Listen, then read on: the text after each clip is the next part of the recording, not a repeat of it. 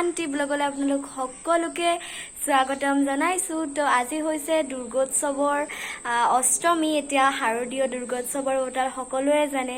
তো এই অষ্টমী স্পেচিয়েল আজি মই এটা হোল চিকেন মোৰ টাইপত বনাম বুলি ভাবিছো।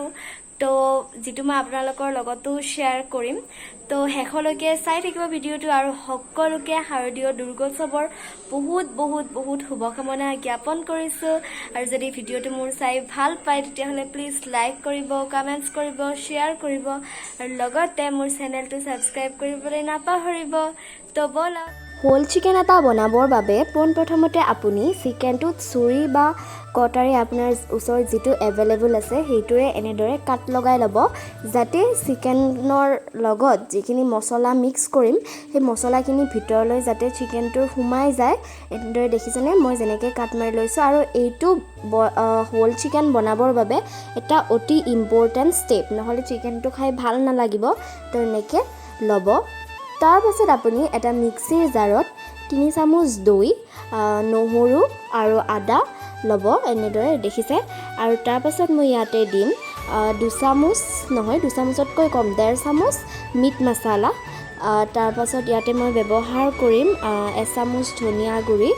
এয়া 1 চামুচ ধনিয়া গুড়ি মই ইয়াতে দি দিছোঁ। তাৰপাছত ধনিয়া গুড়িৰ পাছত ইয়াতে মই দিছোঁ 1 চামুচ ৰেড চিলি পাউডাৰ আৰু 3টা কেঁচা জলকীয়া আৰু এয়া জিৰা কেইটামান গোটাকৈ আৰু হালধি আৰু নিমখ দি এইখিনি আপুনি গ্ৰাইণ্ড কৰিব। এয়া গ্ৰাইণ্ড কৰা হৈ গ'ল। এতিয়া এইখিনি এটা বাউলত উলিয়াই ল'ব আৰু বাউলটোত উলিয়াই লৈ আপুনি ইয়াতে আপোনাৰ যিটো চিকেন আছিলে সেই চিকেনটো এই মানে মছলাখিনিৰ ওপৰত দি দিব আৰু আপোনাৰ হাতৰ সহায়ত আপুনি ভালদৰে চিকেনটোৰ ভিতৰলৈ মছলাখিনি সোমাই দিব। তেতিয়াহে এইটো খাবলৈ টেষ্টি হ'ব আৰু কাঠবিলাকৰ ভিতৰতো আপোনালোকে সোমাই দিব। তাৰ পাছত ইয়াতে মানে মেৰিনেট কৰা হোৱাৰ পাছত দি দিব মিঠাতেল, যাতে আমাৰ চিকেনটো মইষ্ট হৈ থাকে।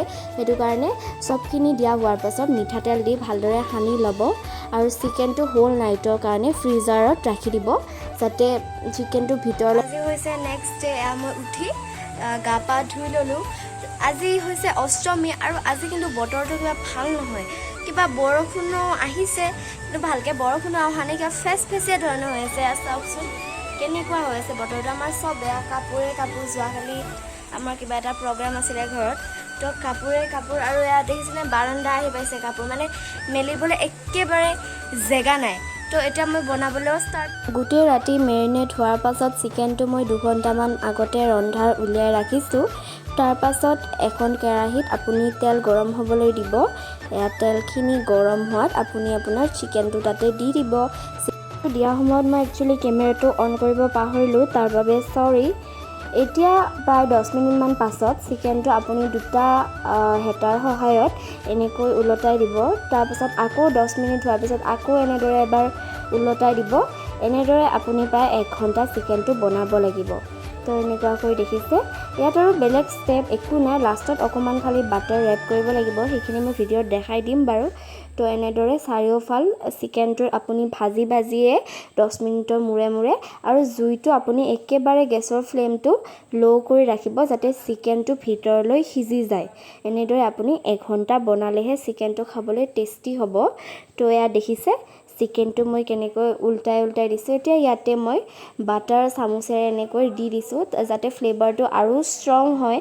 তো এনেদৰে আকৌ এইটো ছাইডেও মই বাটাৰটো দি দিম, যাতে বাটাৰটো দি দিলে মানে ধুনীয়া হয় আৰু ফ্লেভাৰটোও ভাল লাগে। আৰু যদি এইটো আপুনি জুইত স্ম'ক কৰে তেতিয়াতো এইটো তন্দুৰী চিকেনেই হৈ যাব। তো অলম'ষ্ট 1 ঘণ্টাৰ পাছত এয়া দেখিছে মোৰ চিকেনটো প্ৰায় ৰেডিয়ে হৈছে। আৰু এনেকুৱাকৈ মই 1 ঘণ্টা আৰু বেলেগ ইয়াত একো কৰিব নালাগে। এয়া চাওক মোৰ চিকেনটো।